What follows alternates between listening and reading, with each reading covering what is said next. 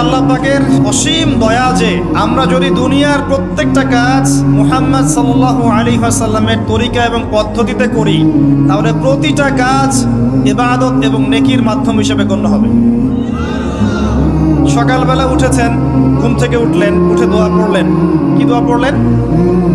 আলহামদুলিল্লাহিল্লাযী আহিয়ানা বা'দা মা আমাতানা ওয়া ইলাইহিন নুশুর। মাশাআল্লাহ। ঘুমানোর সময় কি পড়েছিলেন? আল্লাহুম্মা বিইসমিকা আমুতু ওয়া আহইয়া। অথবা আরো কিছু আমল আছে আপনি করতে পারেন চাইলে, যেমন সূরা মুলক তেলাওয়াত করতে পারেন। ফজিলত, আপনাকে কবরের আযাব থেকে বাঁচানো হবে ইনশাআল্লাহ। আপনি আয়াতুল কুরসি তেলাওয়াত করতে পারেন। ফজিলত, সারা রাত একজন ফেরেশতা আপনাকে পাহারা দিবে ইনশাআল্লাহ। আপনি সূরা ফালাক, নাস, ইখলাস পড়ে ঘুমাতে পারেন এবং হাত দুটোকে একত্রিত করে ফু দিয়ে মাথা থেকে নিয়ে যতদূর পর্যন্ত হাত যায় মাসাহ করতে পারেন। ঘুমের মধ্যে আপনার কোনো সমস্যা হবে না ইনশাআল্লাহ। ঘুমের মধ্যে অনেক সময় প্রবলেম হয় না? দুঃস্বপ্ন দেখে মানুষ, ভয় পায়, অস্থির হয়ে পড়ে। অনেকে বলে বোবা ধরা, বলে না যে বোবায় ধরেছে, মানে আপনি চেতনা এসেছে কিন্তু আপনি নড়তে পারছেন না, এমন হয় না? হয়নি কখনো জীবনে? মাসাহ করলে এটা হবে না ইনশাআল্লাহ।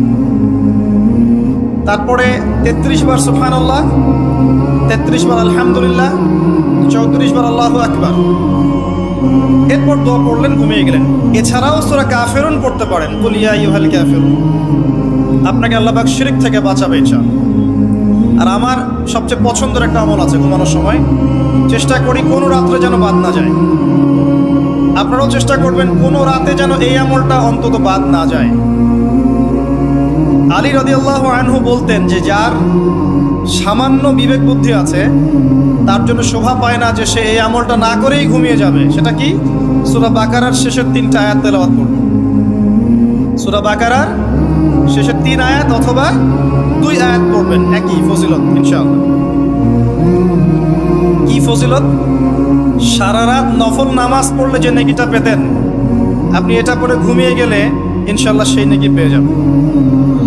যদি আপনার নিয়াত থাকে তাহাজ্জুদের, ইনশাআল্লাহ আপনি পেয়ে যাবেন। এই যে কাজগুলো করে ঘুমালেন, আপনি 3 ঘন্টা বা 6 ঘন্টা ঘুমিয়েছেন, এই যে পুরো সময়টা আপনি ঘুমিয়েছিলেন, এই পুরো সময়টার জন্য আপনার আমলনামায় নেকি লেখা হবে। অথচ ঘুমের দরকার কার ছিল? আমার না আল্লাহর? কার স্বার্থ এখানে? আমার স্বার্থ। ওয়াজআলনা নাওমাকুম সুবাতা। ঘুমকে বানিয়েছি আরামের, বিশ্রামের মাধ্যম। বিশ্রাম আমি নিলাম, রেস্ট আমি নিলাম, আমি ঘুমালাম, আবার নেকিও কে পেল? আমি। কারণ কি? কারণ আমি ঘুমিয়েছি মুহাম্মদ সাল্লাল্লাহু আলাইহি ওয়াসাল্লামের তরিকা এবং সুন্নাহ অনুযায়ী। ডান কাত হয়ে যদি পারেন ওযু করে নিতে পারেন, আরো ভালো হয়। তো এই যে ঘুমালেন, নেকি হয়ে গেল। ঘুম থেকে উঠলেন, দোয়া পড়লেন, নেকি হয়ে গেল। এবার আপনি টয়লেটে যাচ্ছেন, টয়লেটে যাওয়ার সময় বলছেন কি? আল্লাহুম্মা ইন্নী আউযু বিকা মিনাল খুবসি ওয়াল খাবাইস। এই যে টয়লেট করছেন, এই সময়টুকুতে নেকি পাচ্ছেন। বের হচ্ছেন, বলছেন গুফরানাকে। ওযু করছেন, বিসমিল্লাহ বলে শুরু করছেন। ওযু করার পরে বলছেন কি?